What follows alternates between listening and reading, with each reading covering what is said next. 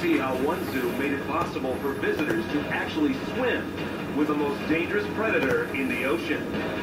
We've taken on ourselves to be the ultimate shark experience. We want them to engage in our sharks in every way we possibly can that is responsible to the animals and safe to the guests. Then, what steps did a zoo take to house some of the most powerful and agile primates on the planet? It does literally look like a little slice of rainforest, and I think when the gibbons are moving and breaking around and using this exhibit as they would in the wild. Finally, see what happens when this zoo puts some of the most ferocious carnivores in the world together in a predator-prey exhibit. One of the first questions you get from the architect is how far can a lion flee? We found the best zoo habitats on the planet and brought them together in one place, a world we call the Ultimate Zoo.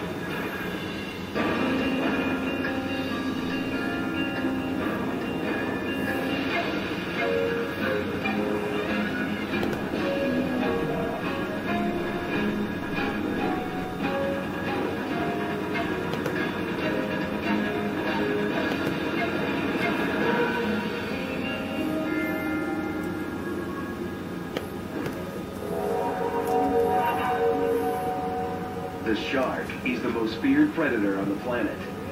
Of the nearly 400 species that lurk the world's oceans, close to 30 are known man-eaters. A grim fact that has stirred the public's imagination of these shadowy predators for centuries. Only for most of the world to actually see more than one species of these man-eaters at one time was virtually impossible. But now, one aquarium set out to change that.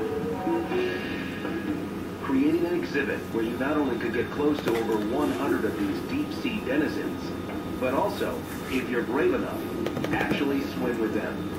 And without any shark cage. How did they create such a heart-racing encounter without causing a feeding frenzy?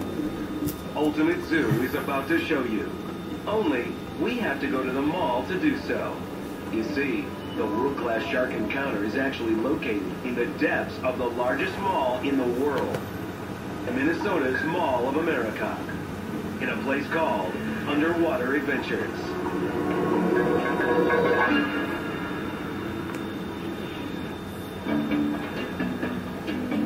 Minnesota's Mall of America is a shopping mecca, and now it's also the ultimate place to go nose-to-nose with some of the most fierce man-eaters on the planet. We're all about sharks.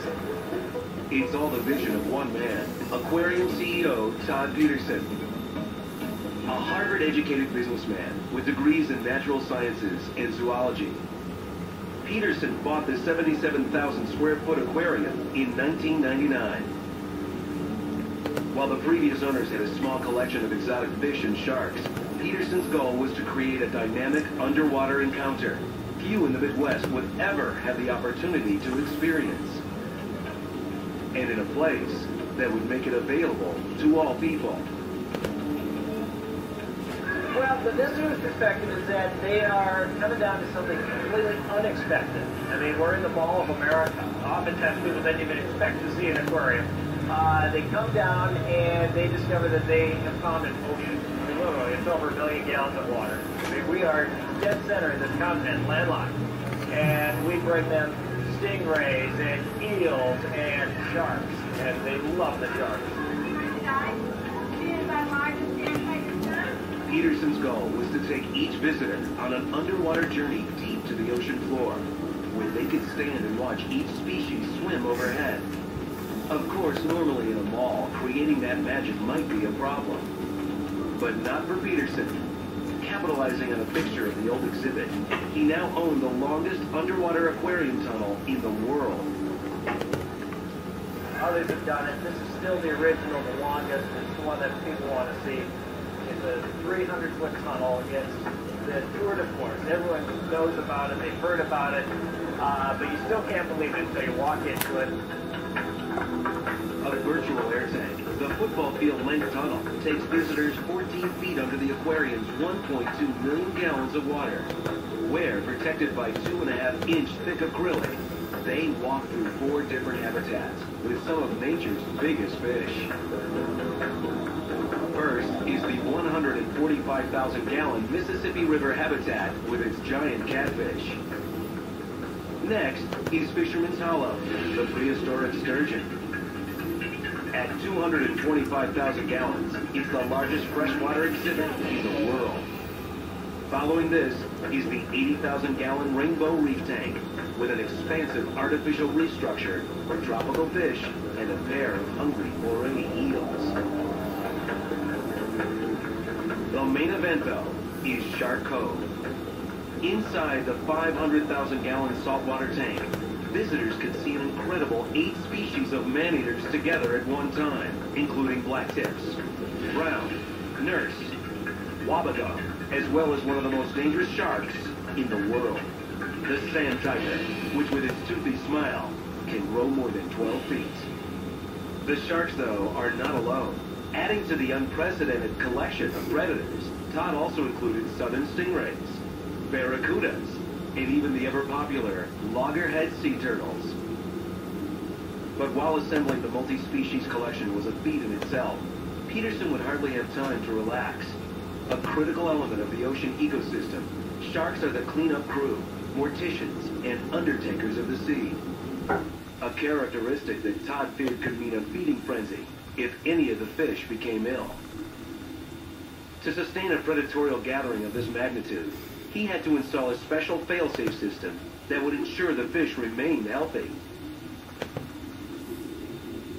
Sharks typically feed and pick out the weak and the old animals, so our philosophy here is if we can maintain an appropriate habitat, a nice space like this, good water quality, good nutrition, that the animals stay happy and healthy for the most part and leave the other little guys alone.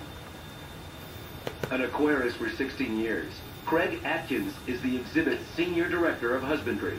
You wanted a male and a female? He's been exploring the ocean since he became a certified diver at 16 years of age. And while he gets plenty of dive time here, he is also charged with making sure the fish remain in good health.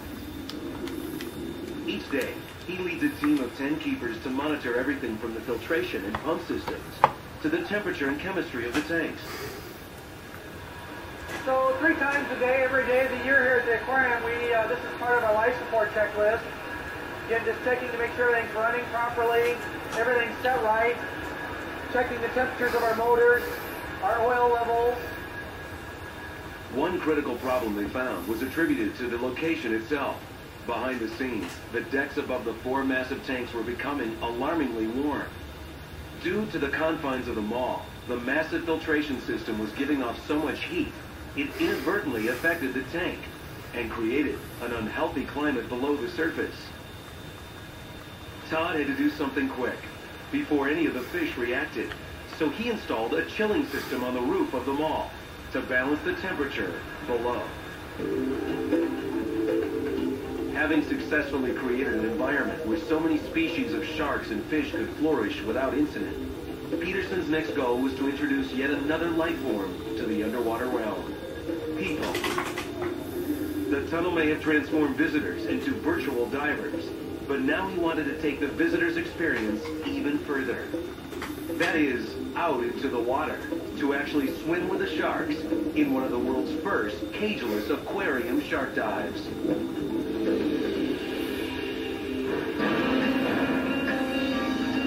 Coming up, a shark feed is followed by a brave group of divers willing to venture into the shark's dark domain. Will a 4-foot PVC pipe be enough to stop an 8-foot sand tiger? That story when Ultimate Zoo returns.